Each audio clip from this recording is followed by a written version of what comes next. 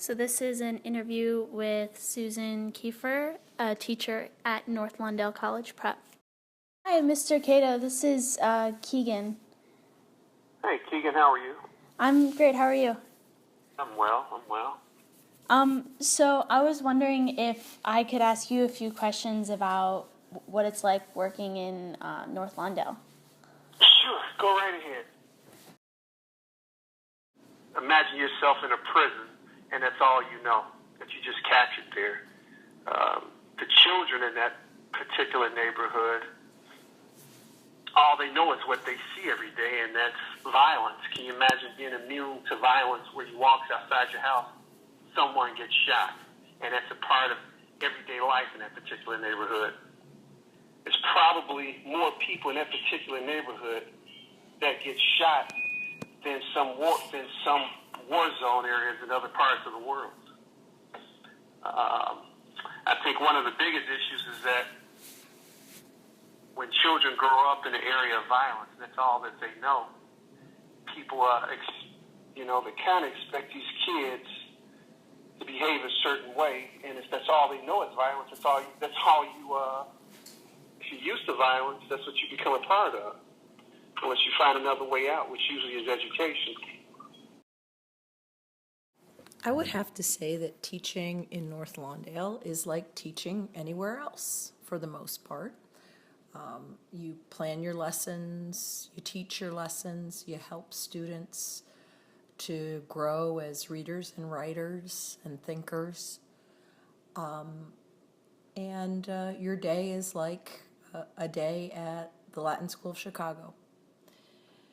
What separates teaching at North Lawndale from other places that I've taught is the level of trauma that students have experienced. So we have many students who have experienced extraordinary violence in their lives and a lot of social issues impacting their lives, such as unreliable food each week, some difficulties with family members. This year I've had 2 students just in the first part of the year lose their fathers. It just is, there are a lot of trauma that students experience, and teachers have to be sensitive to that and be ready to support students, make sure students get the support services they need, and at the same time, help them academically. Well, a lot of those kids in that neighborhood don't believe that they'll even live to be a certain age. Some of them even believe that they'll live to get through high school. So I wouldn't say that it's a lack of education. I think it's more or less not knowing whether or not you'll live the next day. The most important thing in a lot of folks, those lives of those people, those individuals in those communities, whether or not they're going to eat tomorrow, whether or not they're going to be able to walk to the store without getting shot, whether or not they could, whether or not they'll be able to just go to school without violence in their life. The gap between our lives and student lives is quite a large one. So we have to be more careful with our personal items, and also, again, be sensitive to what students see every day. So I've seen 2 murders, and I'm pretty sure most of my students have seen more than that. So the neighborhood definitely affects us as a school. We can't go do any outdoor education. We do have a community garden across the street, but we just have to be very vigilant that we have several adults with students. So students could not go out there and work in the garden on their own, because we just have to be aware of what's going on around us in the neighborhood. When someone is hungry, they're going to eat whether or not they go work for it, or they steal for it, or they fight over it.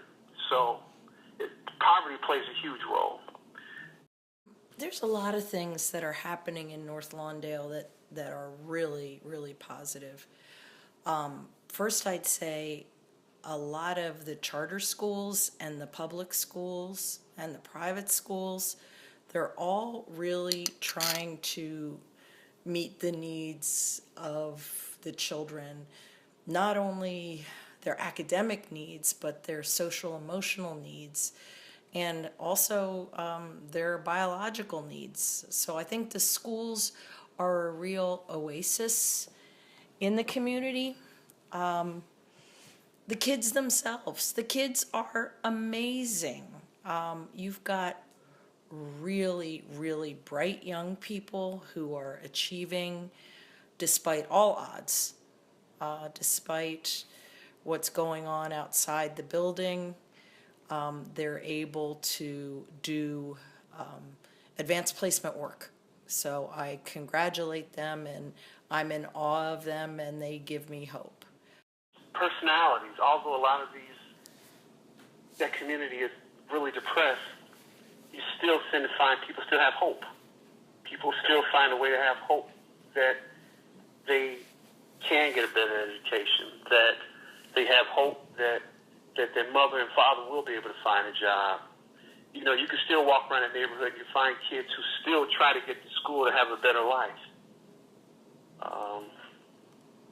Right now, kids are a lot more of the children are going to school. They are graduating. They are leaving the neighborhood.